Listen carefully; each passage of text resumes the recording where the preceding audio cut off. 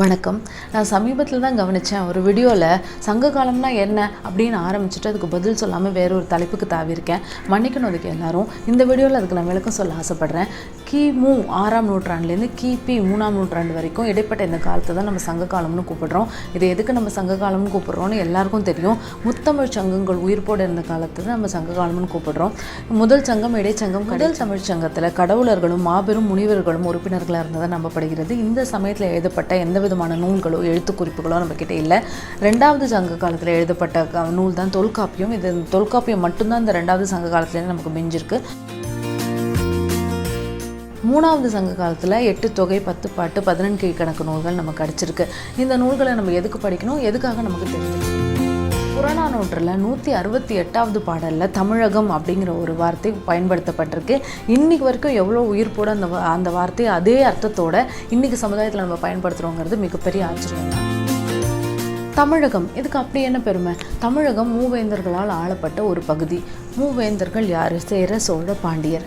தமிழகத்தில் வேந்தர்கள், இவர்கள் முதன்மை மன்னர்களாக இருந்தாங்க. இவங்களுக்கு கீழே வேள் அல்லது வேளிர் அப்படின்னு கூறப்படுற குழு தலைவர்கள் அவங்க இருந்தாங்க. அவங்களுக்கும் கீழே கிழார் அப்படின்னு கூறப்படுற குறுநில மன்னர்கள் இருந்தாங்க. இப்படி தான் அந்த காலத்து தமிழகத்தோட ஆட்சி முறை இருந்தது.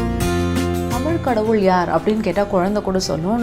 இந்த தமிழ் குடியோட ஆதி கடவுளாக முருகன் வழிபடப்பட்டார். இது இல்லாமல் திருமால், சிவன், கணபதி இவங்க எல்லாரோட வழிபாடு சங்க காலத்தில் இருக்குது.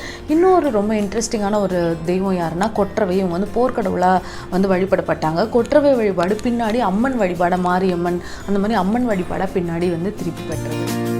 சின்ன வயசில் நம்ம தமிழாசிரியர்கள்லாம் கல் தோன்றி மண் தோன்றா காலத்தே அப்படின்னு ஆரம்பிப்பாங்க. அப்போ நமக்கு தோணும் இதெல்லாம் ரொம்ப திருச்சி சொல்கிறாங்க. தமிழ்னா அவ்வளோ பழசாக, கல்லுக்கு முன்னாடியே தமிழ் வந்துருத்தான்னு தோணும்.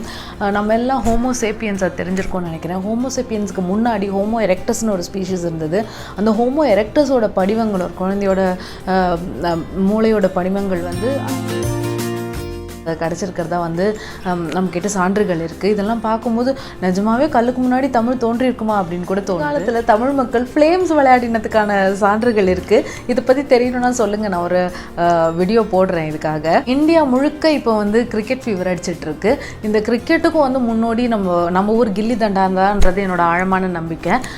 அதை இந்த ஸ்ட்ரைக்கர் 3 தடவைக்குள்ளே அடிக்கலைன்னா ஸ்ட்ரைக்கர் அவுட் ஆகிடுவார். இங்கேருந்து இந்த எண்ட்லேருந்து அந்த எண்டுக்கு ஓடணும். நிறைய மேட்ச் ஆகுது. கண்டிப்பாக ஆங்கிலேயர்கள் கில்லி தண்டாலேருந்து தான் இன்ஸ்பிரேஷன்ஸ் எடுத்துருக்கணும் கிரிக்கெட்டுக்காக. இதையும் நான் ஆழமாக நம்புகிறேன். நம்மளோட ரெகுலர் கமெண்டர் ஒருத்தாங்க தமிழ் மன்னர்கள் இமயமலைக்கு போனதுக்கான குறிப்புகள் இருக்குது புறநானூரில் நான் சொல்லியிருந்தேன். எப்படி போனாங்கன்னு விவரமான வீடியோ போடுங்கன்னு கேட்டிருந்தாங்க. கண்டிப்பாக அதை பற்றி நான் வீடியோ போடுறேன். இமாலயத்தில் சோழ பாஸ் அப்படின்னு ஒரு இடம் இருக்கிறது நம்ம எல்லாருக்கும் தெரிஞ்சிருக்கோம்னு நினைக்கிறேன். இமயத்தில் புலிக்கொடி நட்டது யார் அப்படின்லாம் நம்ம சின்ன வயசில் படிச்சிருப்போம். கண்டிப்பாக அதை பற்றி நான் சீக்கிரமாக டீட்டெயில்டான வீடியோ ஒன்று போடுறேன். விளையாடப்பட்ட பல விளையாட்டுகள் இன்றைக்கும் விளையாடப்பட்டு கொண்டு தான் இருக்கின்றன. பல்லாங்குழி, சதுரங்கம், ஏர் தழுவுதல் எவ்வளோ அழகான வார்த்தை பிரயோகம் பாருங்கள். ஏறு போய் தழுவணும், மாடை போய் அணைக்கணும், அதுதான் அந்த விளையாட்டு. எவ்வளோ அழகான வார்த்தை பிரயோகங்கள், எவ்வளோ அழகான வாழ்க்கை முறை. அடுத்த வீடியோவில் சந்திக்கலாம்.